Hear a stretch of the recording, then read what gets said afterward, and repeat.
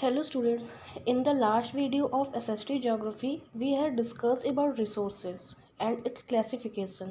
ठीक है, हम लोग लास्ट वीडियो में रिसोर्सेज के बारे में पढ़े थे, उसके क्लासिफिकेशन के बारे में पढ़े थे। अलग अलग क्लासिफिकेशन किस अकॉर्डिंग इसका होता है, डेवलपमेंट के अकॉर्डिंग जो भी चीज़ें थी वो हम लोगों ने पढ़ा था। अब यहाँ पे डिटेल में हम लोग पढ़ेंगे डेवलपमेंट ऑफ रिसोर्सेज, मतलब कि रिसोर्सेज का जो डेवलपमेंट हो वो किस तरीके से किया जाए। ओके, तो resources are vital for human survival as well as for maintaining the quality of life. It was believe that resources are free gifts of nature.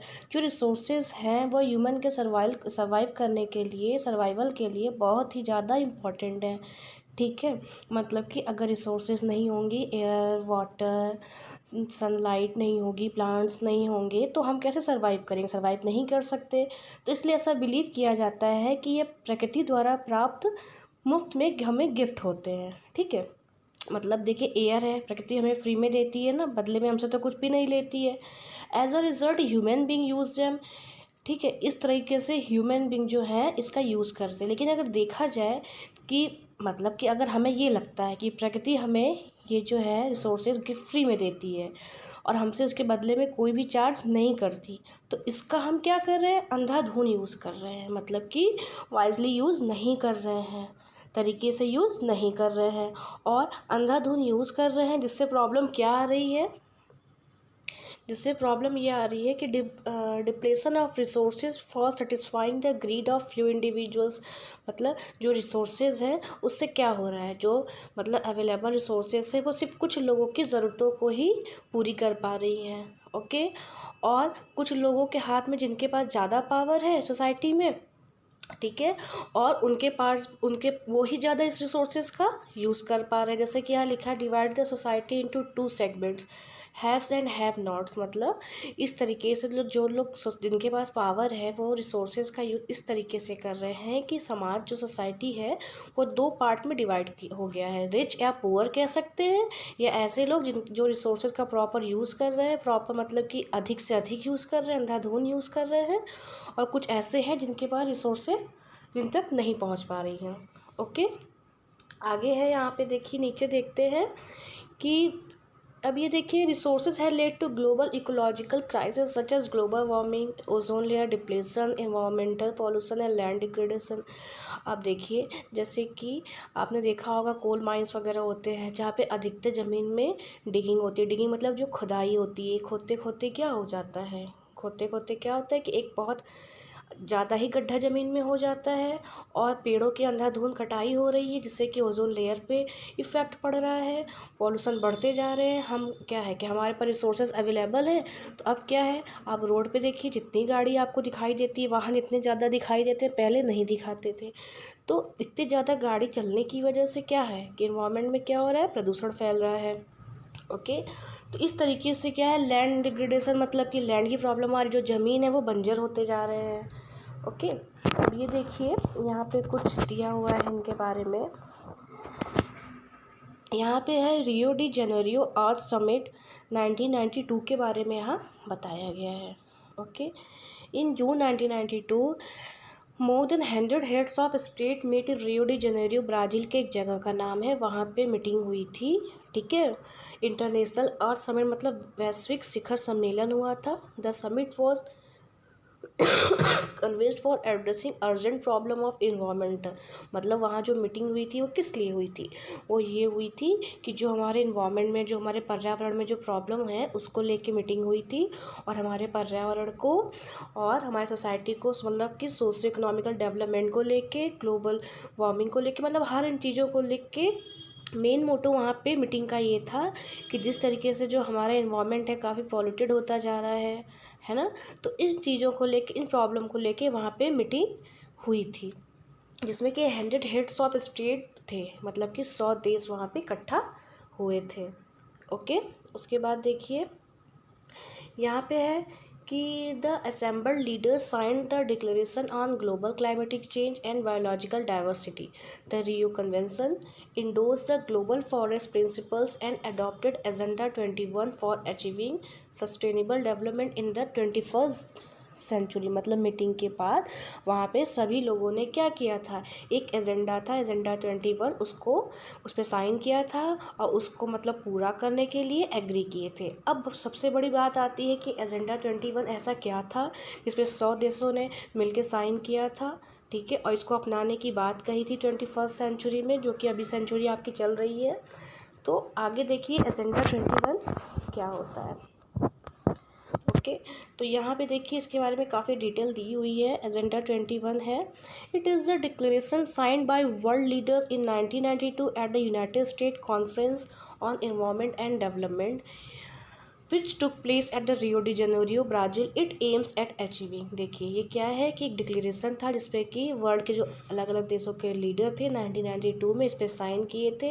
Main इसका देखिए क्या था, एम मतलब होता है लक्ष्य। लक्ष्य क्या था, achieving global sustainable development. It is an agenda to combat environmental damage, poverty, diseases through global cooperation on common interests, mutual needs and shared responsibilities. One major objective of the Agenda 21 is that every local government should draw its own local Agenda 21। मतलब इस local agenda 21 में क्या discuss किया गया था, इसमें discuss किया गया था, इसका मेन एम था कि ये क्या करेंगे, जो भी इन्वायरमेंट में प्रॉब्लम है, जो भी इन्वायरमेंटल डैमेज हो रहा है, जो गरीबी है, जो बीमारी है, उसको किस तरीके से दूर किया जाए। मतलब कि 21st सेंचुरी के आते आते किस तरीके से इस प्रॉब्लम को दूर किया जाए। और एक मेजर ऑब्जेक्टिव और डिसाइड किया गया था एजेंडा 21 में कि जो हर एक स्टेट, हर एक देश का जो लोकल गवर्नमेंट होगी वो खुद का अपना एजेंडा 21 ड्रॉ करेगी। मतलब कि जिससे कोई स्टेट हो,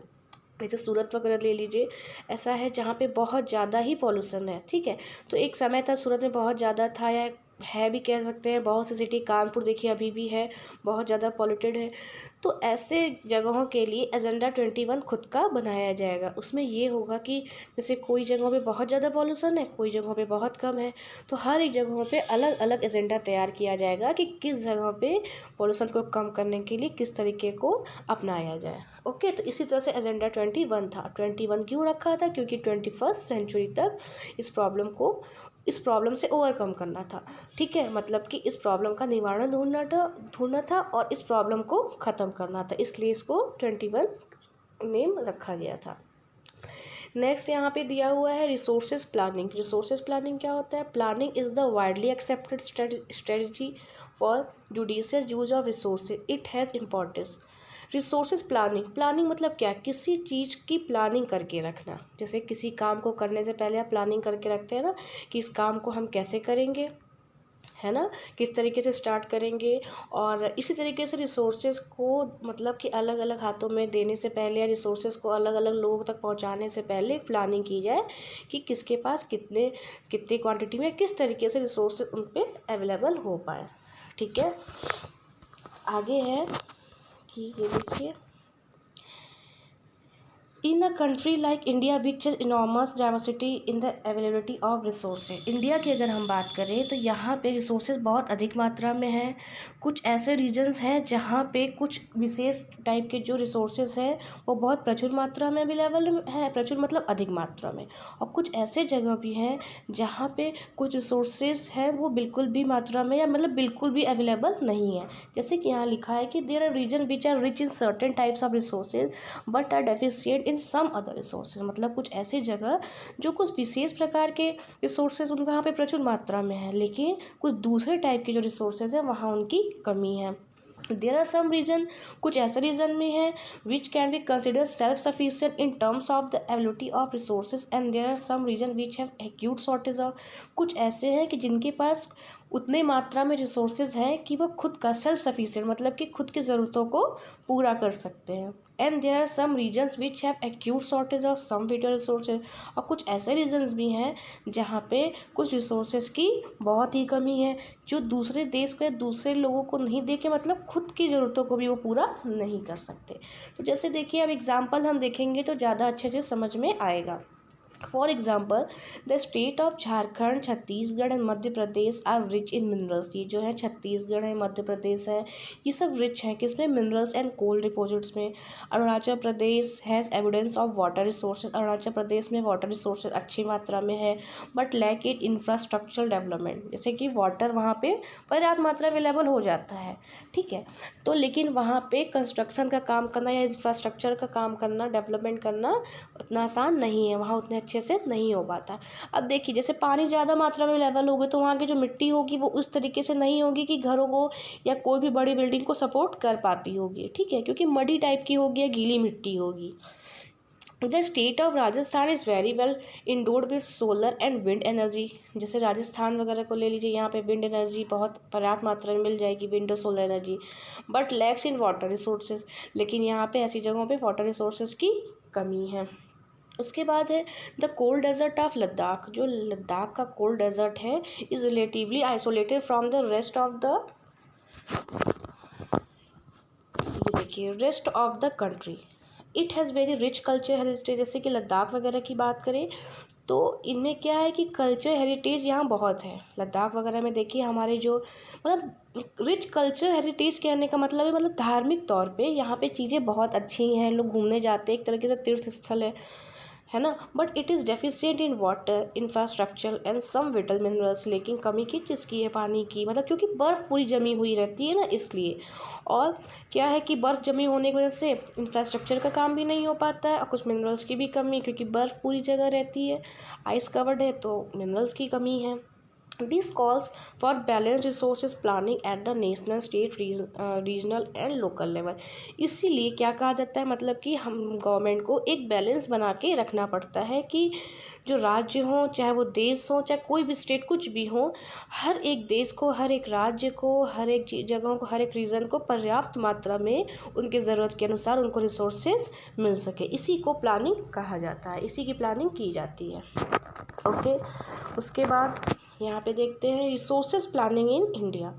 तो ये रिसोर्सेज प्लानिंग इन इंडिया जो ये बेटा टॉपिक है, ये हम लोग नेक्स्ट वीडियो में डिस्कस करेंगे। Okay, thank you. If you have any doubt regarding video, discuss. Thank you.